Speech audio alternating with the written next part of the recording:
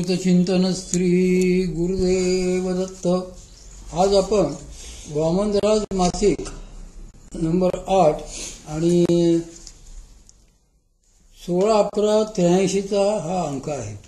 यात वेदांत परभाग्यतम हे आलेले आहे। परमपूज्य श्री वासुदेवानंद सरस्वती स्वामी महाराजांनी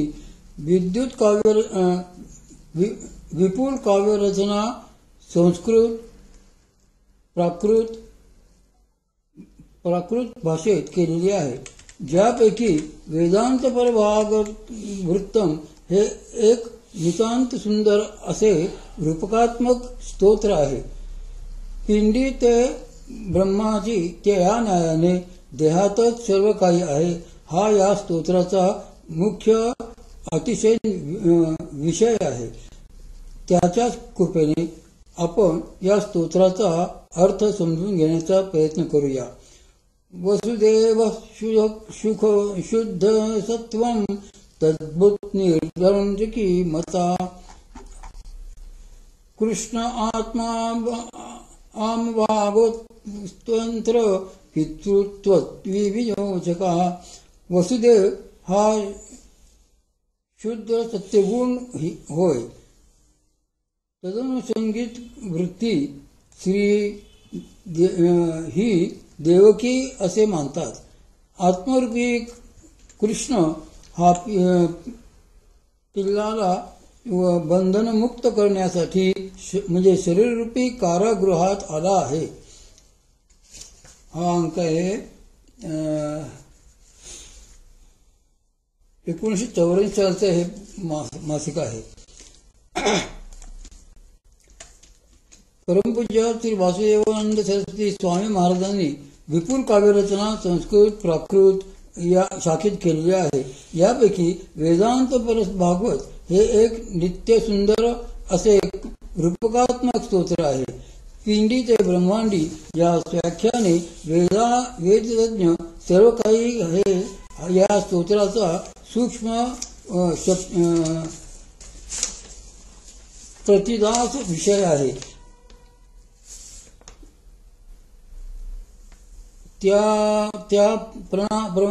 त्याप्रमाणे कृपेने आपण ह्या स्तोत्राचा सर्व अर्थ समजून घेण्याचा प्रयत्न करू।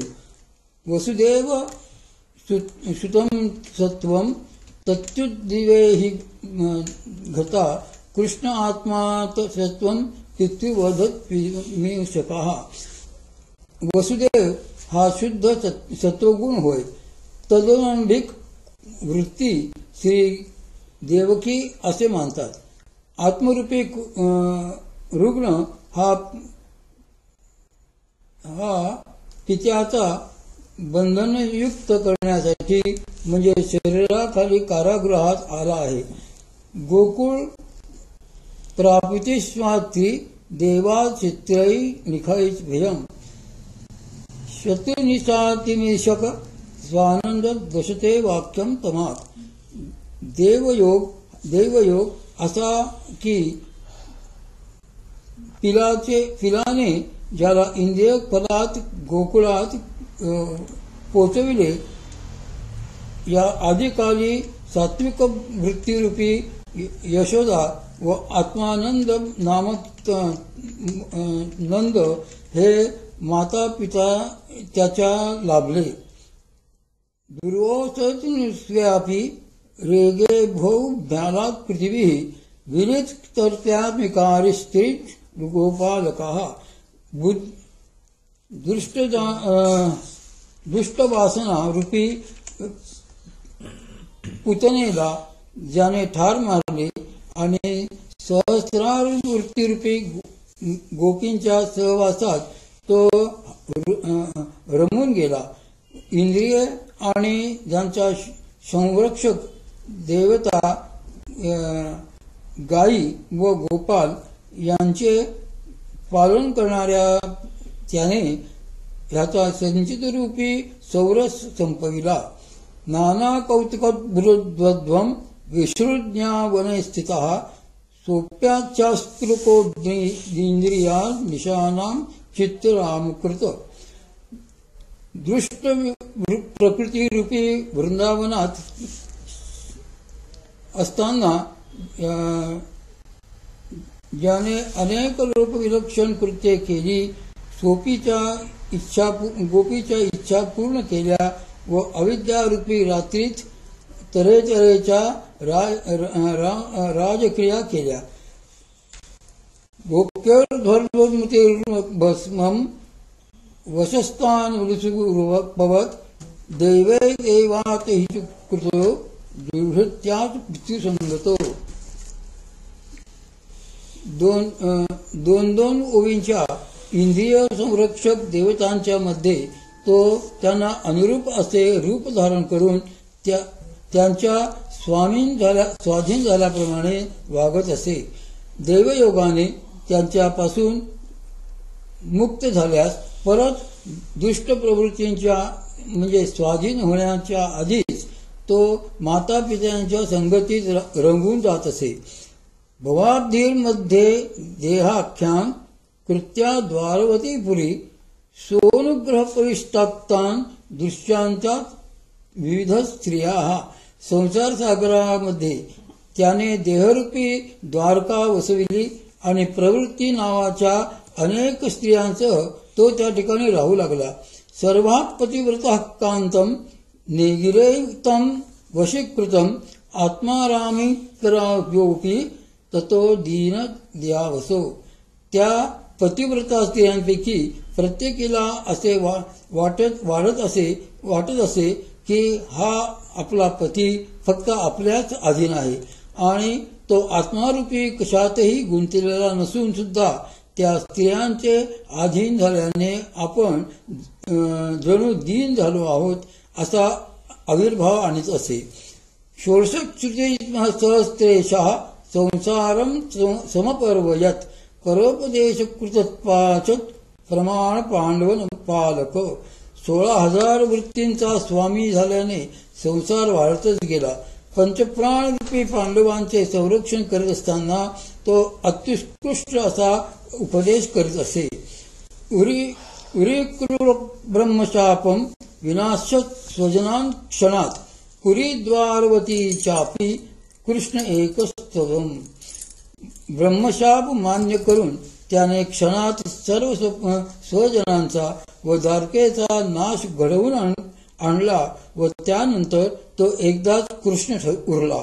उत्पांडस्तारिरोगद्वै कंठपूर्वपाम तत् भक्त्या भगवत संबंधिधम सदा पठेत.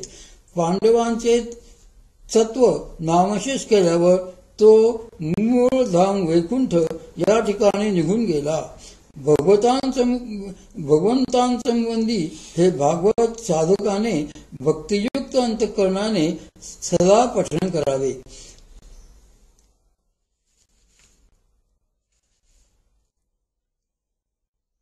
संभाषनिष्ठं भागवतं न मुगम भजवन नकाः. यामुळे संसारातील ताप दूर होऊन संसारापासून मुक्तता मिळेल. इति श्री परमहंस परिव्राजकाचार्य श्री वासुदेवानंद सरस्वती स्वामी महाराज विरचित वेदांत भागवतम संपूर्णम. गोरक्षबोध. मत्स्येंद्र उवाच. अवधू संगीती कुंजके सहज सुमान यस्कमाल हे नामी ठाव मन मध्ये प्राण मित्रा करे पिंड मार्गे प्राण अग्रहण हो रहे. श्री मत्स्येंद्रनाथ म्हणतात, हे अवधूत सर्पिणी अथवा कुंडलिनी शक्ती ही श्री गुरूंच्या सदिच्छेप्रमाणे बुद्धे सहजतेने जागृत होते.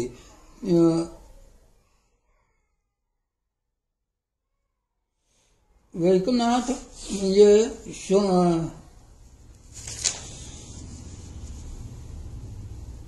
11वी शांतिस्थानात आहे. प्राण मनामध्ये निद्रा करतात. मनाच्या ह्याबरोबरच प्राणांचाही लय होतो. पिंडात प्राण चंचलपणे अग्रसतेने राहतो. देहात प्राण एकाच भावी स्थिर असतो.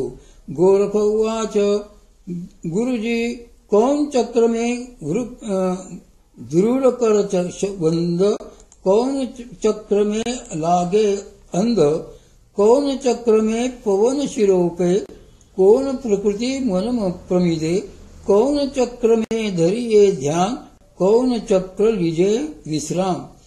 श्री गोरक्षनाथ विचारतात गुरुजी कोठल्या चक्रस्थानी वायू दृढ केला असता कोणत्या चक्रस्थानी बंध लागतात. कोठल्या चक्रात वायूचा विरोध होतो. कोणत्या चक्रात मन अमर्दित होते. कोणत्या चक्रात व्यायांचे व्यास करावे. कोठल्या चक्रात मन विश्रांती पावते. मत्स्येंद्र उवाच अवधू कारण चक्र से दृढ़, करचंद चरद चक्र में लागे बंध, नामिन क्रमे पवन निरोपे, हृदय चक्र में मन परमिदे, कंठ चक्र में चारिये ध्यान, ज्ञान चक्र लीजे विधाय. श्री मत्स्येंद्रनाथ म्हणतात अवधूत अपौत्रकस्थानी मूलापारध्यांनी वाग्दृढ केला असता ऊर्ध्वचक्रांमध्ये बंध लागत जातात. नाभिचक्रात पवनाचा निरोप होतो. हृदय चक्रात मन आनंदित होते. कंठ चक्रात अथवा विशुद्ध चक्रात ज्यास व्याप्त करावे. रूपचक्रात अथवा आज्ञाचक्रात मन विश्रांती पावते. गोरख उवाच गुरुजी कौन उपदेश शास्त्रे शून्य, कौन विचारे पाप मन पुण्य, कौन ग्रह से मन जन मन रहे, सद्गुरु होय सौ पूछया कहे. श्री गोरक्षनाथ विचारतात गुरुजी कोठल्या उपदेशाने माया शत्रुभवत होते. त्यामुळे कुणाचे विवरण कसेही झाले तरी पापपुण्याचा बांध येत नाही. कशामुळे मम उन्मनी अवस्थेत राहते. आपण सद्गुरु आहात म्हणून कृपा करून माझ्या विचारलेल्या प्रश्नांची उत्तरे द्यावीत. मत्स्येंद्र उवाच अवध मत्स्योपदेश साया शून्य, मम विचार पाप न पुण्य, शिवशक्ती हे मन आगमन रहे, ऐसा विचार मच्छंद्र कहे. श्री मत्स्येंद्रनाथ म्हणतात तत्वोपदेश झाला असता माया शून्यवत होते. तिचे मिथ्यात्व अनुभूतीच येते. त्यामुळे मम नवग्रहांचे कसेही विवरण झाले, साधकावर कसेही प्रसंग आले तरीही पापपुण्याची बाधा त्याला होत नाही. शिवशक्ती मन राहते तेण्या ते उन्मन स्थितीत असते. गोरक्ष उवाच गुरुजी कौन ग्रह, कौन वास रे, कौन गर्भ रहे 10 मास, कौन मुख पाणी, कौन मुख स्थिर, कौन दिशा उपजिया शरीर. श्री गोरक्षनाथ विचारतात गुरुजी कोठल्या ग्रहात जीव राहतो, त्याची सहज गती काय आहे. कोठल्या गर्भात तो श्रद्धा तो 10 महिने राहू शकतो. अशा अवस्थेत ज्याला अक्षयाची अक्षप्राणी कसे मिळाले. परत शरीर भावाला येताना कोठल्या दिशेने येतो. वत्सेंद्र उवाच अवधू अंतिम ग्रह अतिशक्ती वास अतितर्म रहे ईशमास मनमुख वाणी पत्र मुखो चोर ओंकार दिशा उपजिता शरीर. श्री मत्स्येंद्रनाथ सांगतात, हे अवधूत, वायुरूपी ग्रहात जीव राहतो. त्याची सहज गती अधर दिशेने आहे. शून्यमय स्थलकालावेत अशा गर्भात तो दशमातही राहू शकतो. त्या स्थितीत त्याला मनरूपी सुखाद्वारे पाणी व पवनरूपी मुखाद्वारे क्षीर मिळते. परंतु आपल्या स्थानी येताना तो ओंकाराच्या दिशेने येतो. गोरख उवाच गुरुजी, कौन शाली सत्वरे शिव, कौन मुख वैठा जीव, कौन गर्म असंता वास, कौन चाली रस तीच. श्री गोरक्षनाथ विचारतात, गुरुजी, शिव कोठल्या नाडीत संचार करतात, कोठल्या मुखातून जीवाचा प्रवेश होतो, कोणत्या गर्भात जीव सहजतेने राहतो व तो कोठल्या नाडीने रसपान करतो. मत्स्येंद्र उवाच अवधू संखिनी झाली संचरे शिव, सुषुम्ना नाडी पैठा जीव, माता म्हणजे शून्य गर्भ व स्फुरता व्यास, अंकुमाल रंग पिवे जीव. श्रीमत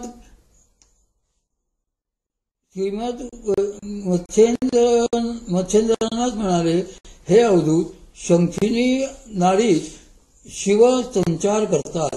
सुषुम्ना नाडीच्या मुखातून जीवाचा प्रवेश होतो.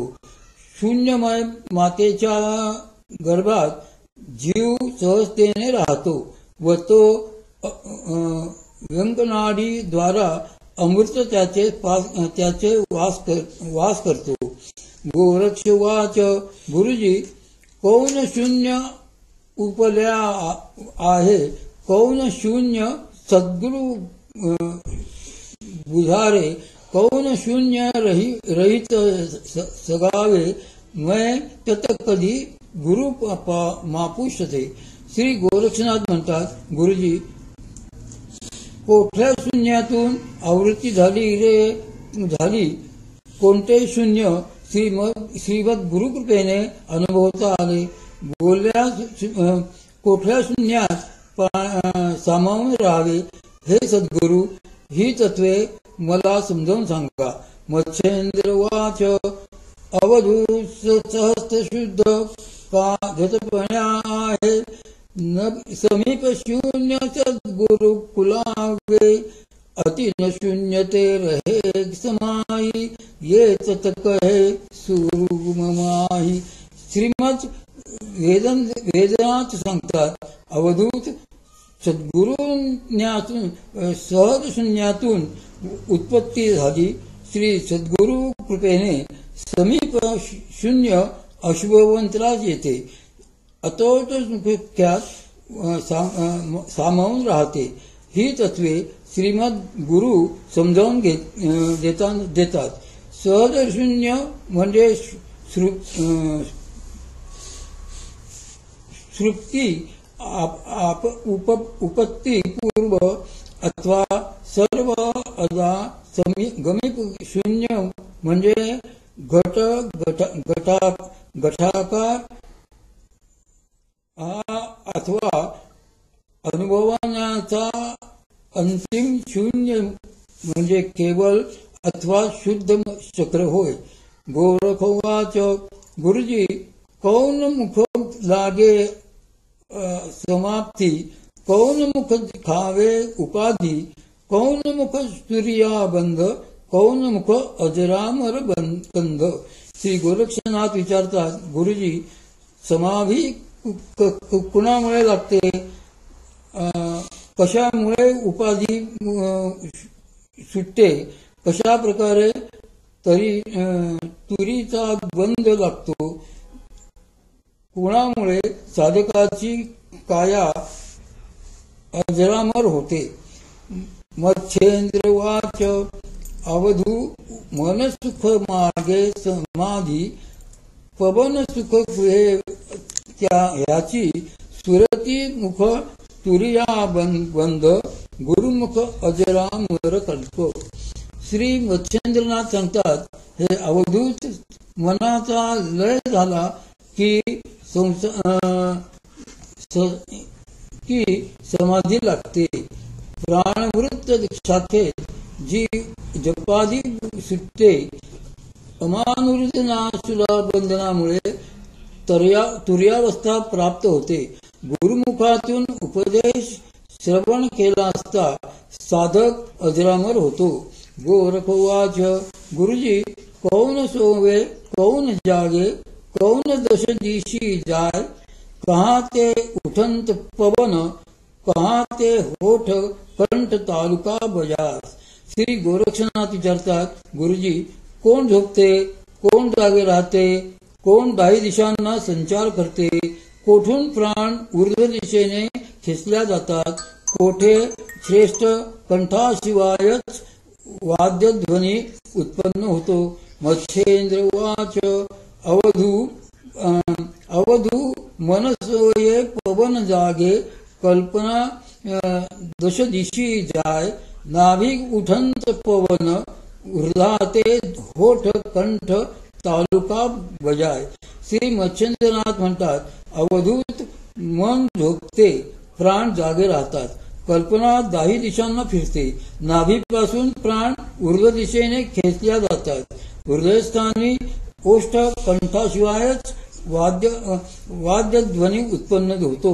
गोरक्ष उवाच गुरुजी कहाँ ते मन करे गुण ध्यान, कहाँ ते पवन करे आवागमन, कौन मुख चंदा निर्झर धरे, कौन मुख काल निद्रा करे. श्री गोरक्षनाथ विचारतात, गुरुजी कोठपासून मन ध्यान करावयास लागते, प्राण कोठून वर खाली जाणे येणे करतो, कोठल्या मुखात चंद्रामृताचा झरा धरतो, काळ कोठे निद्रा करतो. मच्छेंद्र वाच अवधू हृदयाते मन करे गुण ध्यान, नाभिते पवन करे आवागमन, आपसमुख चंदा निर्जर धरे, मनमुख काल निद्रा करे. श्री मच्छेंद्रनाथ म्हणतात, हे अवधूत हृदयस्थानी आल्यापासून मन व्यास करू लागते, प्राण नाभीपर्यंत व तेथून वर असा येणे जाणे करतो. चंद्रामृताचा झरा साधकांनाच मुखात उपकृती सर्वांमध्ये काल निद्रा करतो. गुरुजी कौन शून्यते ज्योती पलटे, कौन शून्यते वाचा स्फुरे, कौन शून्यते त्रिभुवनसार, कौन झुरते उत्तरे पार. श्री गोरक्षनाथ विचारतात, गुरुजी कोठल्या शून्यापासून ज्योती दर्शन होते, कोठल्या शून्यापासून याचा वाचा स्फुरते, कोणते शून्य त्रिभुवनाचे सार आहे, कोणत्या शून्याच्या अनुभूतीने साधक मुक्त होतो. मच्छेंद्रनाथ म्हणतात, अवधू उग्र शून्यते ज्योती पलटे, आकाश शून्यते वाचा स्फुरे, परम शून्यते त्रिभुवनसार, अतित शून्यते उत्तरे पार. श्रीमद मच्छेंद्रनाथ म्हणतात, हे अवधूत उग्र शून्यापासून ज्योती दर्शन होते, आकाश शून्यातून वाचा स्फुरते, परमशून्य हे त्रिभुवनाचे सार आहे, अंतित शून्याच्या अनुभूतीने साधक मुक्त होतो. येथे आकाश शून्य म्हणजे खम ब्रह्मा, परमशून्य म्हणजे चैतन्य ब्रह्म, उग्र शून्य म्हणजे सगुणता होय. गोरक्ष उवाच गुरुजी कपम शुभम श्रुतम यमुत्पत्ती कचमालारसंभवन कचशून्यगते निदा कथ कालरंग संभव. श्री गोरक्षनाथ विचारतात, गुरुजी कशापासून